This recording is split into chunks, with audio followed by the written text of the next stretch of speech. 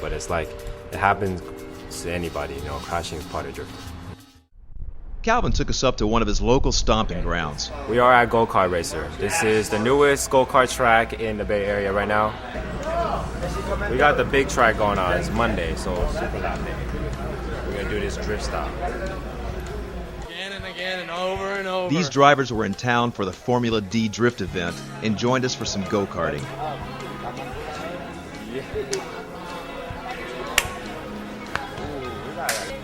In these circles, putting some money on the line always makes things a little more interesting. Alright, I'm going to try to show the boys what's up, but if I get whooped on, don't laugh at me.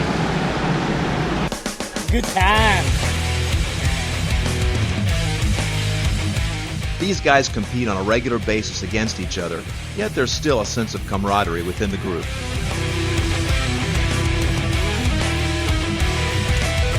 Of course, when these guys get together, their competitive nature always comes out. Calvin won, the winner. That dirty son of a bitch. Handicap, he's been here before. This, before drift competitions, I try to sharpen up and come here and just practice. So it's a cool place. You could drift go-karts. That was fun. I never thought we could have all these drifters and D1 folks up in here all running at one time. So that was as cool as it gets over here.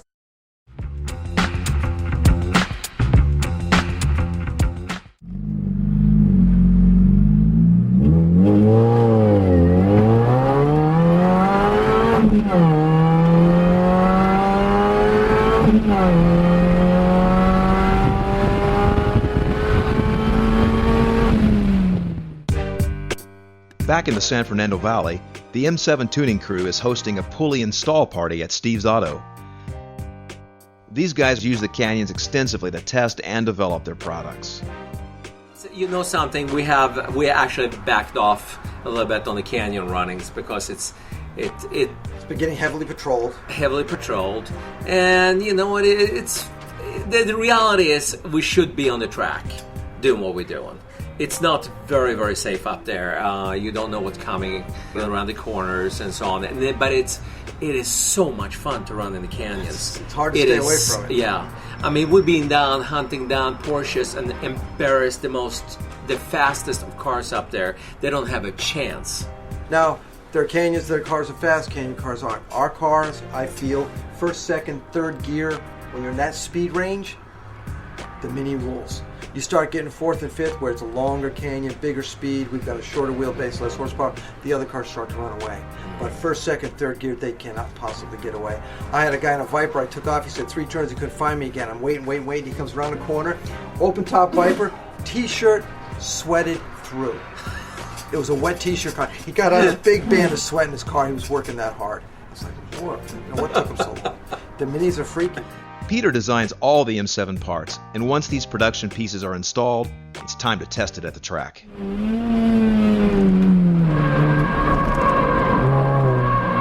Yeah, we're actually at the Willow Springs at the streets at Willow, which is the little sister track to the big track, which is the fast track here. This is a little bit more of a technical course.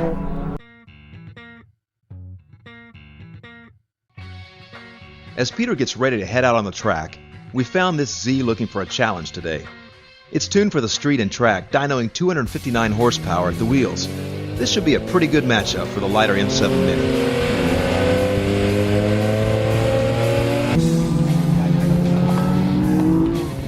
Notice the different lines they take.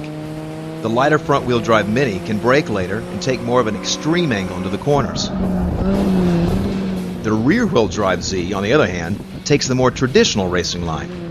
Even with Performance Nissan's Grand Am Cup driver Mike Cronin Jr. behind the wheel, Peter's doing a pretty good job keeping the Z at bay. Yeah, I think the car definitely would give the Z a good challenge and what have you. And probably depending on the track, this is a nice tight track that should give the Mini a few advantages.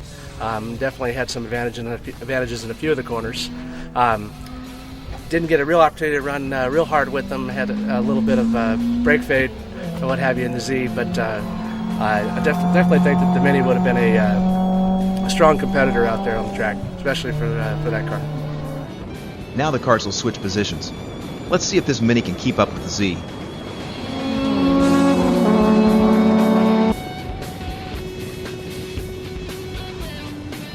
The Mini is solid in the corners, but you can see the Z's power in the straights is just a little too much to overcome.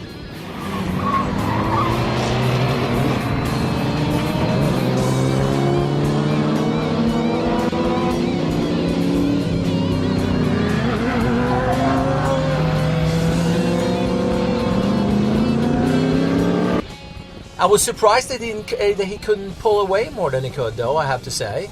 I thought there would be more horsepower there than actually seems like. The Mini really held its own there, no doubt about it. And if we get it sorted, I think we can be pretty close.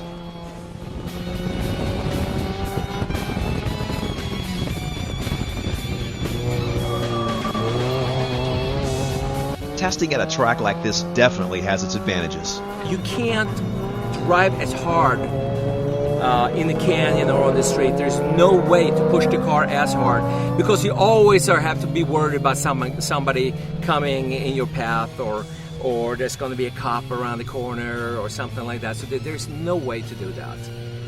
It's a great way to test things out, on a smaller scale. But if you really want to go as far as possible with the testing, you have to take it to the track.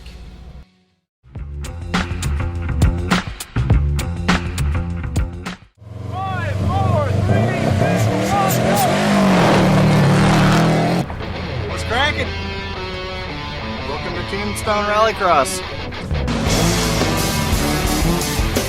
This event is an entry-level rallycross event at the Tombstone Paintball Fields in Corona, California. Besides running the canyons, the gravel crew uses these local events to practice and sharpen their driving skills. Gravel crew's going to be doing the organizing today, and we're all just going to tear it up.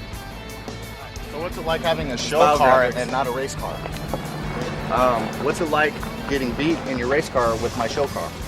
I know I'm scared today because I have 300 extra pounds, I have bigger tires, and I haven't raced in 5 months. What do you think is going to happen? You're going to win. What do you mean I'm going to win? Take a moment and have a look at Marvin Ronquillo's show car.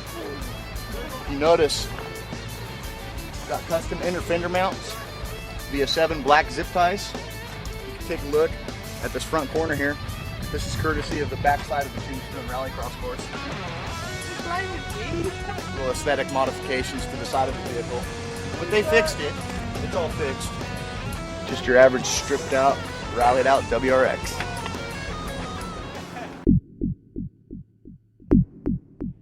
As the event gets underway, competitors gather around the starting grid and get in some last-minute preparation.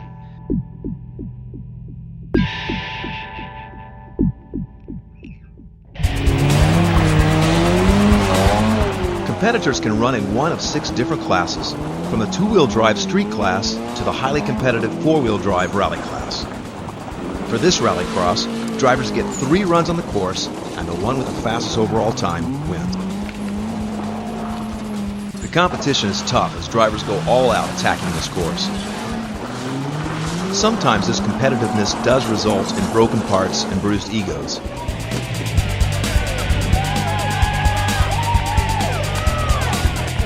We were trying to throw a little promotion out there. The last turn, we wanted to throw a shirt out to the crowd out there, and my attention focused on the shirt, and I hit the wall. It's almost time. What? I said do it. Do it, huh? You want me to go do it? 5, 4, 3, 2, 1, go! Scott's up and he guns it right out of the gate. This WRX is a stock engine, but heavy modifications have been made to the suspension and overall structure of the car.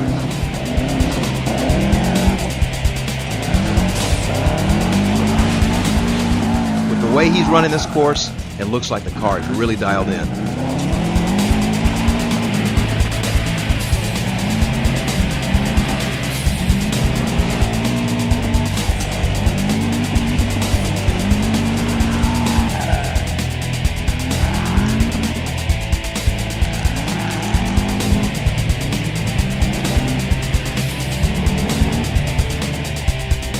Even with this show car, Scott's pulled down the fastest run on the day on his first run.